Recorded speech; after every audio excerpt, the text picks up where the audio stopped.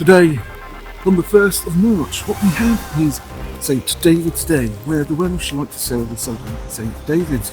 Daffodils aplenty and good times for here at Cardiff Museum to the law building. And now passing over to Stuart for the weather. So the weather really doesn't want to know what it wants to do today. Hill is back. This is the 24 end of the year. Jesus, it's bright. Before I started filming, it was hailing, raining, but now it's in fact sunny.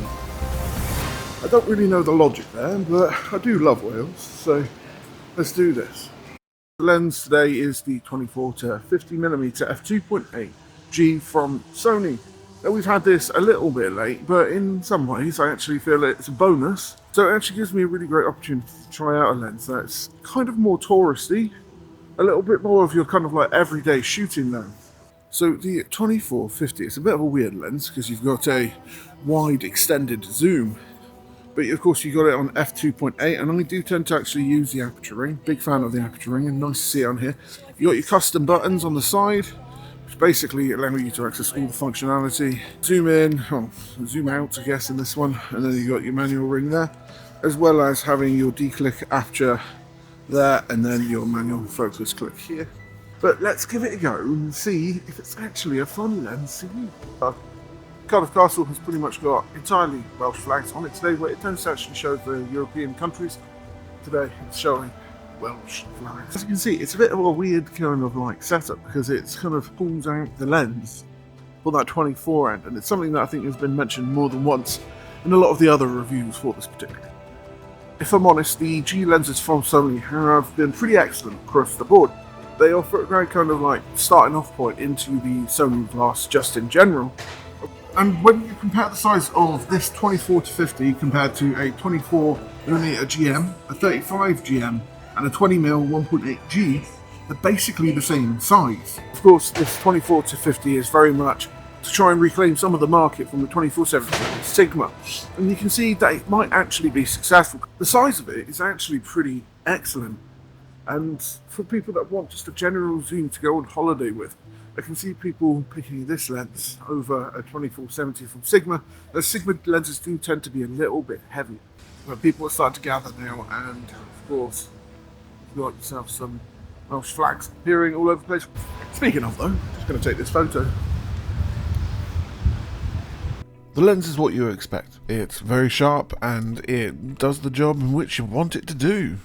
The lens does have some dust and moisture resistance, as some like to call it, so I should be okay shooting with that. The FX3 though, slightly less weather resistant, so I'm going to put it away. Something I've noticed about doing street photography recently are the characters involved in it, and although you sometimes, yes, you get a funny look, I really did enjoy the St. David's Parade, and the people that were there were really special. It's back. This is the 24 end of the 24-50. The hail is back. The weather is changeable at best.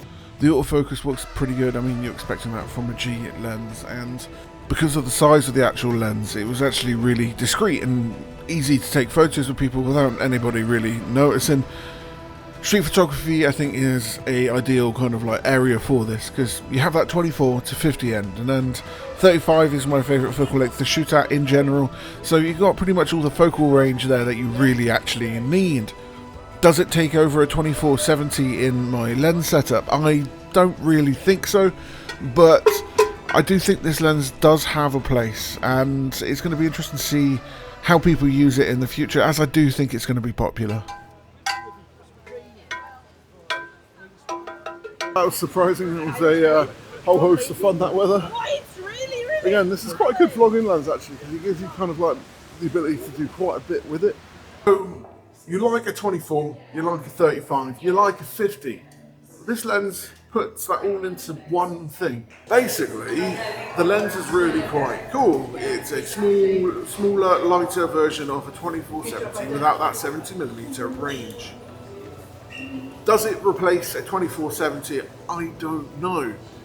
I think a lot of people are going to be tempted by it because I think there's a focus on having a smaller, sleeker setup rather than having big glass. And I think that's what Sony is really capitalising on at the moment. Is it a creator's lens? Is it a lens that you would use just as a going out with family kind of lens. It's more of a hobbyist lens, I would say. But at that sort of like 1100 kind of like range in terms of price, I would be tempted for it instead of having the Sigma 24-70. But that really comes down to what you need at that time, and it's what it ultimately comes down for any piece of tech. Is you really need to consider if it's the right thing for you when it comes to the size, the price, quality as well. That's a big thing. And it's something that you genuinely need to consider. Anyway, hope you enjoyed this video. My name's Shut. Please like, follow and subscribe if you want to see more. Have a good day.